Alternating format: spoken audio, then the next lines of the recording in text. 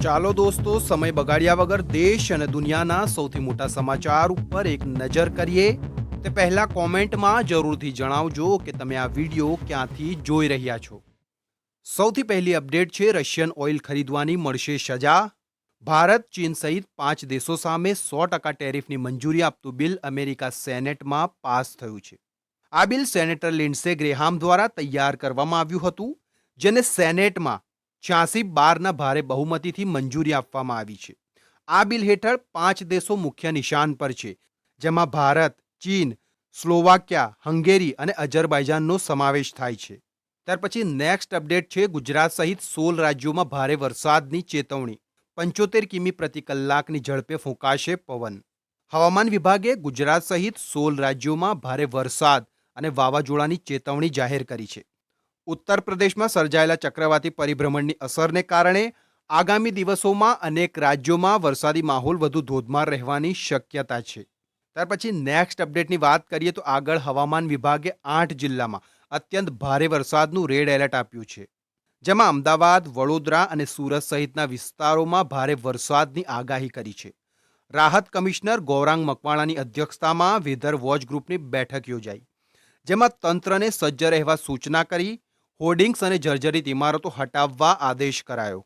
ત્યાર પછી next update છે, અમદાવાદમાં ભારે વરસાદથી નુકસાન. વેપારીઓ માટે સરકારે સહાયની કરી જાહેરાત. અમદાવાદ જિલ્લા અને મહાનગરપાલિકાના વિસ્તારમાં પડેલા ભારે વરસાદને કારણે વેપારીઓને મોટું આર્થિક નુકસાન થયું છે. આ મુશ્કેલીમાંથી વેપારીઓને બહાર લાવવા માટે મુખ્યમંત્રી ભૂપેન્દ્ર પટેલે મહત્વપૂર્ણ નિર્ણય લીધો છે. સુરતની તર્જ પર હવે અમદાવાદના અસરગ્રસ્ત નાના મોટા વેપારીઓ, લારી ગલ્લાવાળાઓ અને દુકાનદારો માટે રાજ્ય સરકારે આર્થિક પુનઃવસન સહાય પેકેજની જાહેરાત કરી છે. આ પેકેજ અંતર્ગત 7,500 રૂપિયાથી લઈને 1 લાખ રૂપિયા સુધીની સીધી રોકડ સહાય અને મોટી દુકાનોના કિસ્સામાં 10 લાખ રૂપિયા સુધીની લોન વ્યાજ સહાય ચૂકવવામાં આવશે.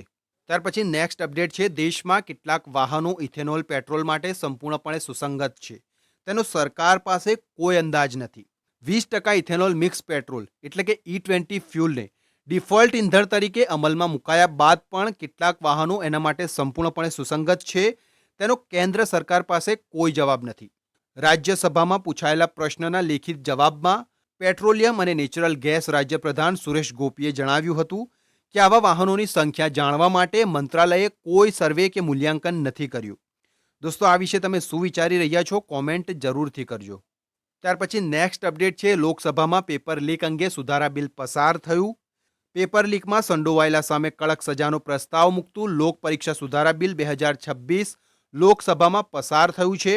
આ બિલ ધ્વનિ મતદાન દ્વારા પસાર કરવામાં આવ્યું હતું અને બિલ પર ચર્ચા કરનારામાં કેન્દ્રીય મંત્રી જીતેન્દ્રસિંહ, ભાજપના સાંસદ તેજસ્વી સૂર્યા, વિરોધ પક્ષના નેતા રાહુલ ગાંધી અને કોંગ્રેસના સાંસદ પ્રિયંકા ગાંધીનો પણ સમાવેશ થાય છે.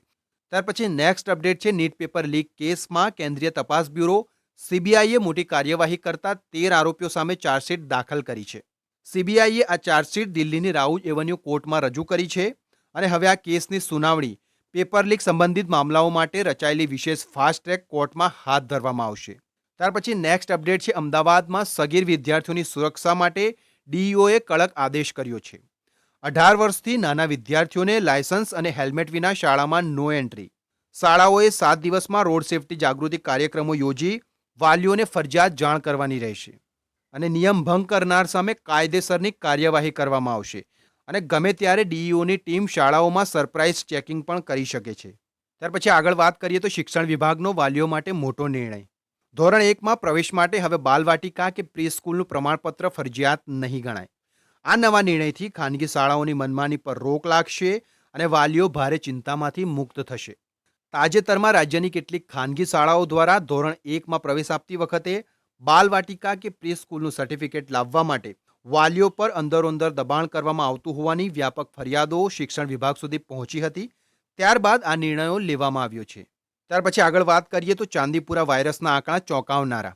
આરોગ્ય વિભાગના જણાવ્યા અનુસાર આખા ગુજરાતમાંથી અત્યાર સુધીમાં ચાંદીપુરા વાયરસના કુલ 150 શંકાસ્પદ કેસ સામે આવ્યા છે. સેમ્પલની તપાસ દરમિયાન 26 પોઝિટિવ કેસ નોંધાયા, જ્યારે 9 સેમ્પલના રિપોર્ટ હાલ પેન્ડિંગ છે. આ વાયરસના કારણે અત્યાર સુધીમાં 10 બાળકોના મોત થયા છે અને હાલમાં 26 દર્દીઓ હોસ્પિટલમાં સારવાર લઈ રહ્યા છે. જ્યારે 3 જેટલા દર્દીઓ સ્વસ્થ થઈ ડિસ્ચાર્જ લઈ અને ઘરે પરત જતા રહ્યા છે. એટલે કે દોસ્તો, ગભરાવવાની જરૂર નથી, પરંતુ સાવચેતી જરૂરી છે. આ વિશે કોમેન્ટ જરૂરથી કરજો. ત્યાર પછી નેક્સ્ટ અપડેટ છે, દિલ્હી હાઈકોર્ટે પેટીએમ પેમેન્ટ્સ બેંકને બંધ કરવાનો આદેશ કર્યો છે.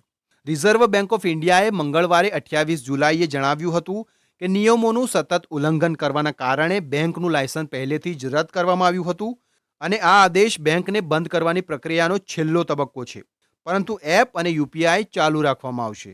ત્યાર પછી આગળ વાત કરીએ તો રાજ્ય સરકારની કેબિનેટ બેઠકમાં શહેરી અને ગ્રામ્ય રસ્તાના વિકાસને લઈને મોટો નિર્ણય લેવાયો છે.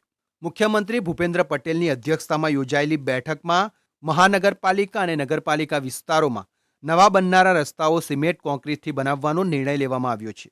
ભારે વરસાદ દરમિયાન ડામરના રસ્તાઓને થતા નુકસાનને ધ્યાનમાં રાખીને આ નિર્ણય લેવામાં આવ્યો હોવાનું જણાવવામાં આવ્યું છે. ત્યાર પછી નેક્સ્ટ અપડેટ છે, અમદાવાદ શહેરમાં સુરક્ષાને લઈ ફરી એકવાર ગંભીર સવાલો ઊભા થયા છે. ચિમનલાલ પટેલ બ્રિજના ફૂટપાથ પર મોટી તિરાડો જોવા મળી. ફૂટપાથનો એક ભાગ અંદાજે 10 ઇંચ જેટલો બહાર નીકળી ગયો હોવાનું સામે આવ્યું છે. અને એટલું જ નહીં, પરંતુ બ્રિજના સ્પાનમાં પણ સ્પષ્ટ તિરાડો દેખાતા તેની માળખાકીય મજબૂતી અને સુરક્ષા અંગે ગંભીર સવાલો ઊભા થયા છે. ત્યાર પછી નેક્સ્ટ અપડેટ છે, ભૂતપૂર્વ વડાપ્રધાન મનમોહનસિંહ વિશે.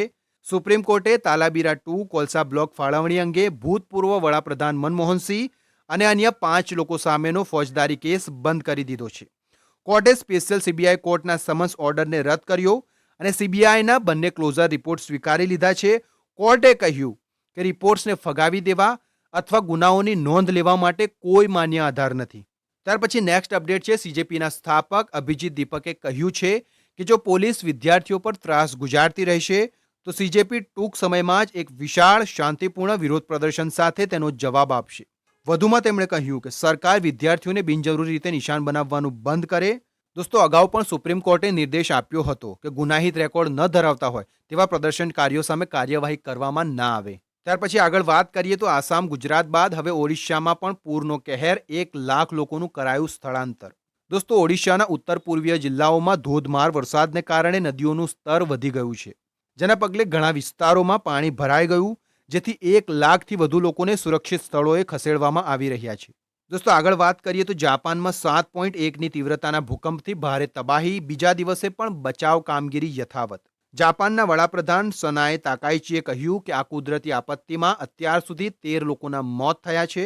અનેક લોકો ઘાયલ છે. હજુ પણ ઘણા લોકો ગુમ હોવાનું માનવામાં આવી રહ્યું છે, જેથી બચાવ કામગીરી યુદ્ધના ધોરણે ચાલુ રાખવામાં આવી રહી છે. દોસ્તો, ભૂકંપ બાદ સૌથી વધુ અસર કુમામોટો પ્રાંતમાં જોવા મળી છે. ત્યાર પછી નેક્સ્ટ અપડેટ છે, પાર્લેજી બિસ્કિટ કંપનીએ 95 વર્ષ પૂર્ણ કરી લીધા છે. તેની 4 મુખ્ય બ્રાન્ડ્સનું ટર્નઓવર 1000 કરોડને પાર પહોંચી ગયું છે અને હવે તેઓ આઈપીઓ લાવવાની તૈયારી કરી રહ્યા છે. દોસ્તો, 17,000 કરોડથી વધુનું ટર્નઓવર, દુનિયામાં સૌથી વધુ વેચાતી બિસ્કિટ બ્રાન્ડ બની છે પાર્લેજી. ત્યાર પછી નેક્સ્ટ અપડેટ છે, હવામાન વિભાગે તાત્કાલિક મુજબ રાજ્યના મોટા ભાગના વિસ્તારોમાં ગાજવીજ અને પવન સાથે વરસાદ પડવાની સંભાવના વ્યક્ત કરી છે. મહીસાગર, દાહોદ, છોટાઉદેપુર, પંચમહાલ, નર્મદા, ખેડા અને વડોદરા જિલ્લામાં ગાજવીજ અને પવન સાથે વરસાદ પડી શકે છે. ઉપરાંત મહેસાણા, સાબરકાંઠા, આણંદ, અરવલ્લી, ગાંધીનગર, બનાસકાંઠા અને અમદાવાદમાં ભારે પવન સાથે વરસાદ પડવાની સંભાવના વ્યક્ત કરી છે. ત્યાર પછી છેલ્લી અપડેટ છે, ક્રૂડ ઓઇલના ભડાકા વચ્ચે આરબીઆઈનો મોટો ધમાકો. ભારતમાં અચાનક આવશે 8 લાખ કરોડ રૂપિયા. અશક્ય મોંઘવારીના વાવાઝોડા સામે ભારતને મળ્યો $100 અબજ ગુપ્ત ખજાનાનો ટેકો. વૈશ્વિક સ્તરે વધતા જતા તણાવ વચ્ચે ભારતના બોન્ડ માર્કેટને એક અણધાર્યો પરંતુ મજબૂત સુરક્ષા કવચ મળી ગયું છે. આંતરરાષ્ટ્રીય બજારમાં કાચા તેલની વધતી કિંમતો, ભારતમાં મોંઘવારી, ભારતીય રૂપિયો અને ચાલુ ખાતાની ખાધ પર દબાણ લાવવાનું જોખમ ઊભું કરી રહી છે. આ પરિસ્થિતિને પહોંચી વળવા આરબીઆઈએ અને ભારત સરકારે એક માસ્ટર પ્લાન ઊભો કર્યો છે. સરકાર અને રિઝર્વ બેન્કે આગામી 12 મહિનામાં આશરે 80 થી $100 અબજ, જે આશરે 6.6 થી 8.3 લાખ કરોડના વિદેશી હુંડિયામણાના પ્રવાહને આકર્ષવા માટે પગલાંની શ્રેણી જાહેર કરી છે. બજારના નિષ્ણાતોનું માનવું છે કે આ પગલાંથી વ્યાજ દરમાં વધારો કર્યા વિના ભારતની બાહ્ય આર્થિક સ્થિતિને મજબૂત બનાવી શકાશે. તો દોસ્તો, હાલ પૂરતા આપણા આ વિડીયોને આપણે અહીં પૂરો કરીએ છીએ. મળશું એક નવી માહિતી અને એક નવા વિડીયો સાથે.